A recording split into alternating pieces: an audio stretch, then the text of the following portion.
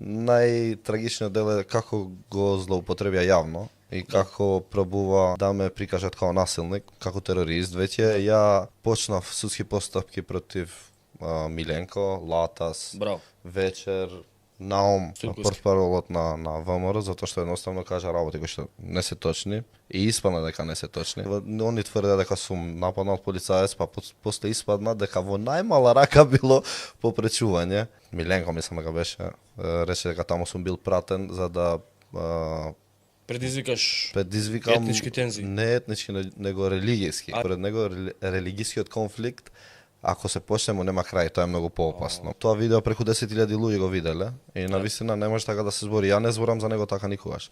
Не знам дали си ме слушнал, ја може да искритикувам одреден негов став.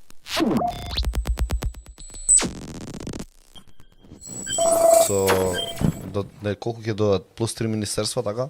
4 плюс 4 министерства. Не знам како тоа е домаќинско работење. Знаеш ти колку нели како се вика, колку институции имаат што практично ја вршат истата функција.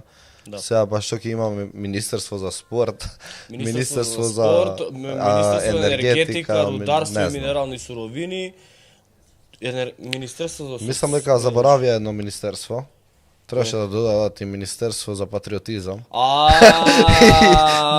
Министер има таму. Како не му е, господин Мицкоски, ако ја гледаш емисија професор доктор примариус Оптимус Прайм Мицкоски, да, ја додаде и таа уште еднаш. Таман ќе се гласа сега у 10 сат, ќе има гласање. Има време за смена, така. Има време, таман. Уште 4 минути има. А за таму имаат министер. Така е. Имаат како Пандов. Патриотски институт станува министерство. Да, Пандов одма. Што се да те прашам, ти најдобро почувствува како Македонија стана повторно твоја и тоа уште у техничка влада, уште пред да завршат изборите, пред да почнат изборите, практично ти најдобро почувствува како тоа изгледа. И сега ми е прашањето докаде е таа ситуација, докаде е тоа со пиштолот? Апсолутно ништо. Ја колку што знам се уште нема поднесено ниту кривична пријава за ништо. Со пиштолот чиста работата. Ги добивме службените белешки, чуване како што треба. Во гепек, расклопен. Да, ми пиша една казна од 50 евра затоа што бил на дофат на други лица, меѓутоа немам намера да ја платам, затоа што не беше на дофат на други лица. Беше на дофат, од тоа ми ја отворија нелегално колата. Да, откако ја обиле колата, ја тогаш едно дофат. Во меѓувреме ја ги обезбедев и видеото од безбедносни камери на куќите околу. Се гледа јасно кој ја вози мојата кола. Тоа е полициски службеник. Јас не сум присутен, на налог нема. Така да овде има многу елементи, меѓутоа најтрагичниот дел е како го злоупотребија јавно и како пробува да ме прикажат као насилник, како терорист. Веќе ја почнав судски постапки против Миленко, Латас, Вечер, Наум, портпаролот на ВМРО, затоа што едноставно кажа работи кои што не се точни и испадна дека не се точни. Така е. Затоа што они тврдеа дека сум нападнал полицаец, па после испадна дека во најмала рака било попречување. А едниот Миленко мислам дека беше, рече дека таму сум бил пратен за да предизвикам етнички тензии. Не етнички, него религијски. Така, затоа што според него религискиот конфликт, ако се почнемо, нема крај, тоа е многу поопасно. Меѓутоа, не знам. А он е геостратег, он со Мирослав Лазански, мислам, Бог да го прости Мирослав Лазански, ама Мирослав Лазански доаѓаше овдека на консултации со Миленко и Миленко му предаваше геостратегија, војни и така на. Многу сериозен новинар е Миленко, брат. Не, апсолутно не знам сега. Како и да е, си има свое мислење. Тоа видео преку 10.000 луѓе го виделе и навистина не може така да се збори. Ја не зборам за него така никогаш. Не знам дали си ме слушнал, ја може да искритикувам одреден негов став. Тие луѓе. Ама не можам да. Тие луѓе. Значи со тебе сме дебатирале надвор на терен кога сме се виделе.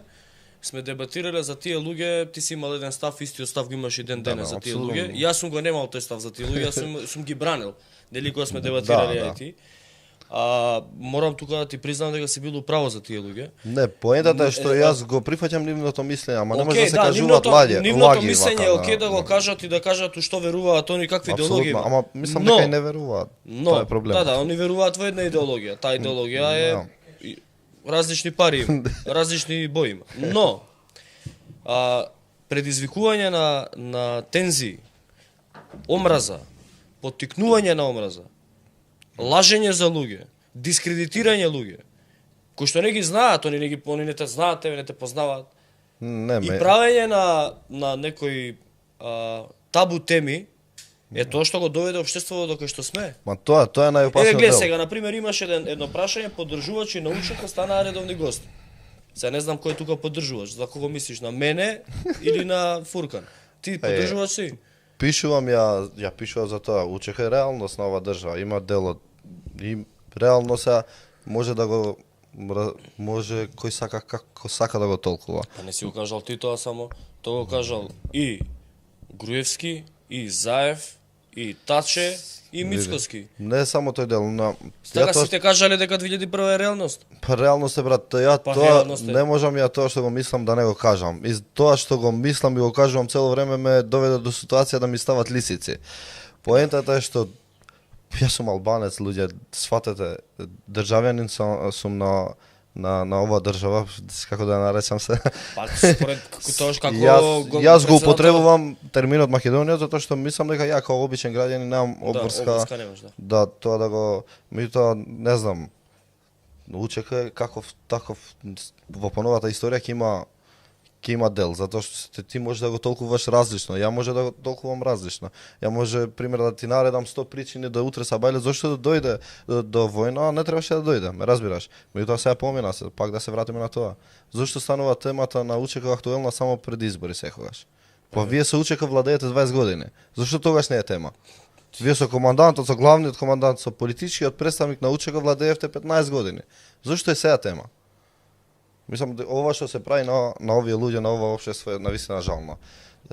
Видовте каква кампања имаше. Да. Јас мислам дека гласот за ВМРО беше глас против албанците и стојам цврсто на тоа, затоа што не верувам дека има македонец овде кој што верува дека Мицкоски како премиер на оваа држава заедно со Силјановска како претседателка ќе отиде во Брисел и ќе ги убеди сите членките дека треба да се поништат и двата договори и треба да се преговара повторно и да постигне подобар договор. Мислам дека ако има некој што верува во тоа, Мицкоски не верува во тоа. И тоа се докажа 2 дена после изборите. Така да тоа се докажа и вчера во неговата изјава. Види, ја пред емисија да ти кажа, вземи имаше една дебата Абасиев со Стојанче Ангелов во само вистина во 2016 пред да почне кампањата. Буквално ја копира истата реторика Мицкоски, пошто виде дека е успешна. Реално доста гласови доби левица и истата реторика ја водеше овие избори. Добро, но што станува после кампањата? Ти само на ден-два после кампањата пак ти се враќаат тепачките по улици, македонци и албанци. Да. Кој ќе преземе одговорност за тоа? Ние од тоа знаеш дека немало помасовни протести од времето на шарената револуција. Реално таму имаше луѓе кои што навистина искочија да протестираат против овој начин на водење на држава. Цело време сме во некакви конфликти, цело време се бориме против едни и против други, а никако да сфатиме дека ни 1,5 милион не останавме овде. Со кој ќе се бориш, брат? Ајде, што ќе правиш? Војна? Направи војна. Кој со кого ќе војува? Пола држава ти е во Европа.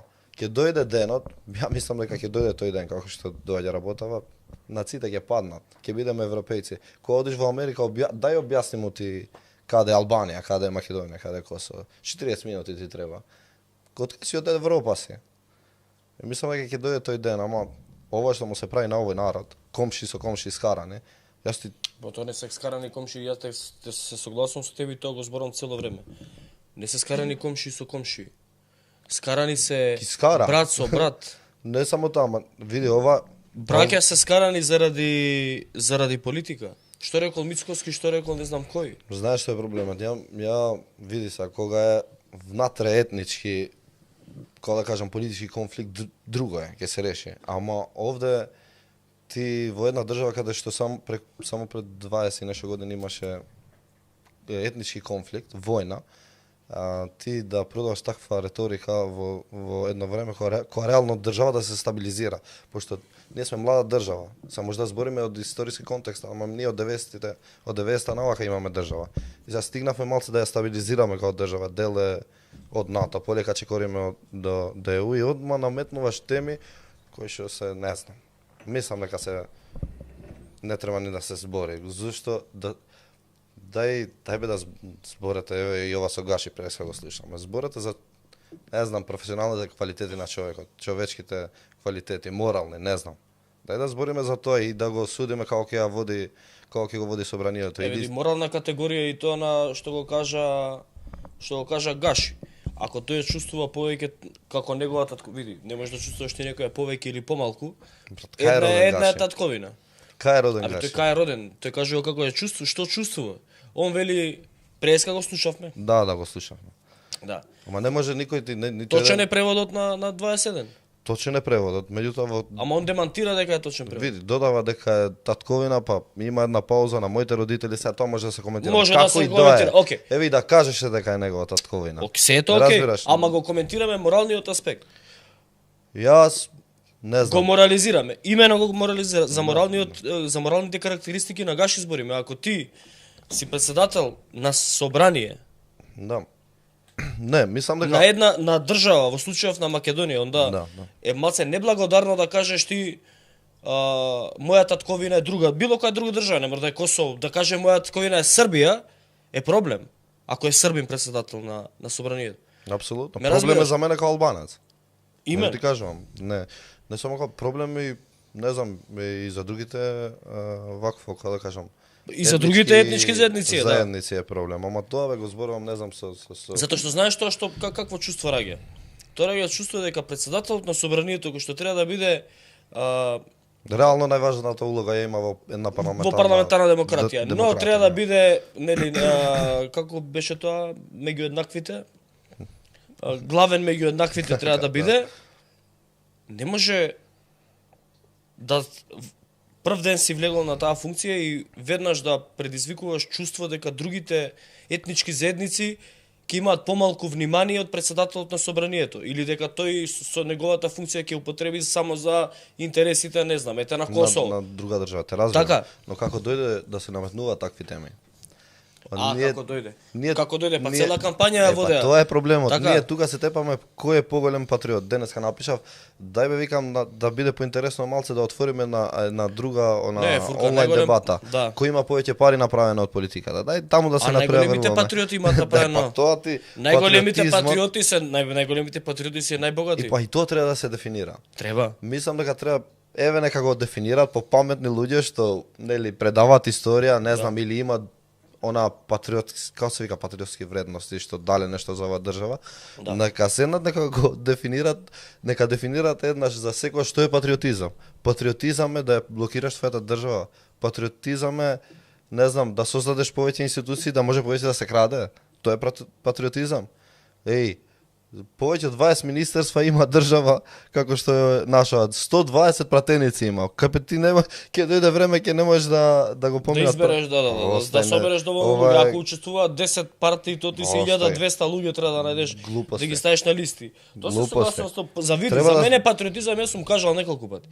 За мене патриотизам е тој кој што вработува луѓе, тој кој што отвара нови работни места, тој кој што прави додадена вредност, тој кој што прави профит у држава, што плаќа данок. Тоа е за мене патриот. А овој што збори кек си го раби и ќе јаде, а овој од таа страна му вика види да не ти излезе низ нос тоа млекото. Кажи ми се, да те прашам, што зборуваш ти? Како албанец, граѓанин на оваа држава, тука роден, тука израснат, сум пробал во Америка, Швајцарија, Италија, не сум можел, сум се вратил. Не знам, ја сакам и калта што има сегде низ овие улици. Не знам, не можам да живеам негде. Моје родно место е, моје, не можам да се откажам. Сега како како е поголем патриот идниот премиер, поголем патриот од мене? Никогаш јас не должам ништо на оваа држава. Никогаш не сум земал плата од институција, ни ја ни моето поблиско семејство, сестра ми, татко ми, не знам кој. Не сме користеле бенефиции како социјална помош или такви работи. Не сум имал државна квота ни сестра ми. Како ја не сум патриот? Ај кажи ме. што сум добил и што сум вратил на оваа држава. Си носел пиштол у ранец. Со вакво, Абе, дај молим те, па некоја нема што да се најде тоа. Не,